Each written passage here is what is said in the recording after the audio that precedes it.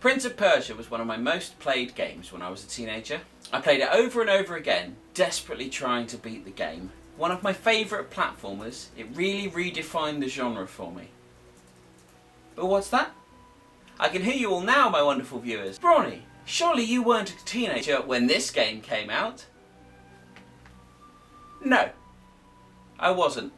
I'm not talking about that Prince of Persia. The original, the one that was just called Prince of Persia, came out in 1989 and looked like this. This Prince of Persia. This game was amazing. It was one of the best gaming experiences I have ever had. But that's not the game I'm talking about today. No, today we're talking about the one that I've left in the cupboard over there. No, today we're talking about the other game that is just called Prince of Persia. The 2008 remake slash reboot slash reimagining slash requel. The game that seems to have kind of been forgotten. In case you've never heard of Prince of Persia, it's time for Brawny's patented History of a Franchise in 30 seconds. Let's start at the beginning. The first Prince of Persia came out in 1989 and did pretty well. Brodebund came out with a sequel, The Prince of Persia 2, The Shadow and the Flame. Then came Prince of Persia 3D. It's a truly awful game, we will not speak of it again. Then came the famous Sands of Time series. Then came Prince of Persia 2008, which seemingly nobody remembers. Ubisoft also clearly ignored it, as they then went back to the Sands of Time universe with a midquel and then an HD remake of the Sands of Time trilogy. And a feature film. Oh, and at some point there were a couple of DS games thrown in that seemed to bear very little resemblance to anything else. And then HD remakes of the first two Prince of Persia games. So the game that I'm playing today is one that is often ignored by fans of the franchise. But I'm not a fan of the franchise. Yes, I played the first one and absolutely adored it. Yes, I played the second one and really got on with that as well. But I've never played Sands of Time or any of that trilogy. So let's see what this game is like for somebody like me. Well, it looks nice, that's certainly true. It's got a slightly strange graphical style. The characters all appear to be cel-shaded, which I have no problem with, but the backgrounds and environments don't look like they are. It's nice to look at, but it does feel like the characters have just been dropped into the scenery willy-nilly, with them not quite living in the same world as the backgrounds and the environments. You play as the Prince. And I'll lose the quotation marks if he actually turns out to be a prince, which I doubt. And you start off looking for your donkey. Okay, that's not bad as an opening. I mean, searching for your donkey is essentially the fantasy game equivalent of trying to find your car keys in the morning.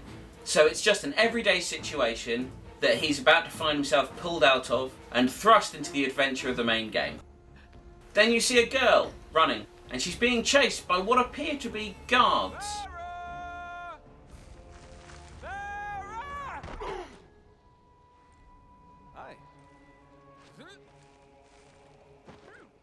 So you help her.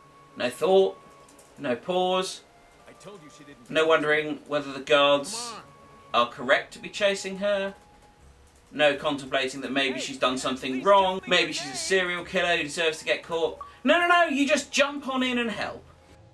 And so as you start to help, your adventure begins with a tutorial. Now, I'm not complaining necessarily. I know that in this day and age, tutorials are an essential part of video games and they can't be ignored. And let's be honest, this is a good way to tutor me in the mechanics of your game. As it's not just a tutorial, it's also part of the opening sequence. It introduces you to the staple mechanics of the game. Running, jumping, climbing, wall running, combat. And of the 5 things I've just mentioned, 4 of them work pretty well. Back to the story for a moment, and it appears that the girl you are helping is actually a princess. So maybe our hero will end up as a prince. Assuming that this game follows standard video game plot number 14, male protagonist helps a female in trouble, who turns out to be a princess. They fall in love, despite having absolutely nothing in common and having had no kind of meaningful conversation whatsoever, and then get married, because that's what they're scripted to do. No, I beg of you. Father?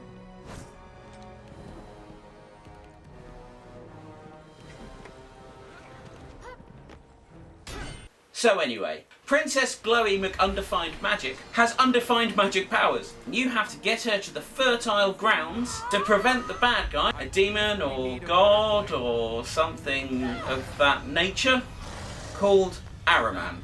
Now before I go any further, I am going to address the elephant in the room. Earlier on, when I said, and of the 5 things I've just mentioned, 4 of them work pretty well. The one I said was not so much fun is the combat. Now I can see what they're trying to do here. This is a slower paced, more strategic type of combat than you'd normally get in third-person action games. And I do appreciate that. It's nice to have a change. However, there are a few things that bug me. Firstly, the game has a habit of changing angle or cutting to a cutscene mid-fight, which can be very confusing and disorientating. Secondly, the game insists on giving me hints as to which button to press whenever someone attacks me. Every time someone attacks me. Listen up, game developers. Once you've taught me which button I need to press to block, and I've successfully won 1 or 2 fights using the block button, then you don't need to keep flashing it up at me every time somebody takes a swing at me, and if you keep this up, I will find you and program my foot up your ass. Thirdly, there doesn't seem to be any kind of obvious health meter. Now I know we're long past the days of energy bars taking up half the screen, but some kind of hint would be good. I know that if I get hit once, then some weird blood splatter appears around the corners of the screen, and it seems that if I get hit again, I then end up in some kind of QuickTime event, and I assume if I fail the QuickTime event, I die after that. Fortunately, or unfortunately, depending on your point of view, the combat is pretty easy. I was never at the risk of death, and therefore didn't find out what happened if I were to lose one of those QuickTime events. There are other QuickTime events during combat too.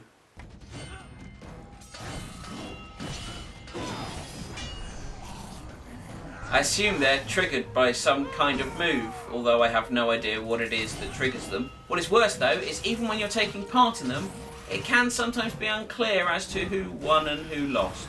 But none of this combat stuff breaks the game for me, as certainly within the first hour, there are reasonably few enemies to battle. The primary gameplay style is the parkour platforming that Prince of Persia has become famous for. And that stuff works really rather well. I mean, it's not perfect, but it is fun. That really should be the tagline for this game, if I'm honest. Prince of Persia, the reboot. Not the original. It's not perfect, but it's fun. Also, contains 70% more women who apparently glow blue for no adequately defined reason. So the game is very much platforming focused, which is a very pleasant surprise. After the opening tutorial spent so long teaching me to deal with combat, I was worried there'd be a huge influx of enemies everywhere I went, that I'd have to battle time and time again.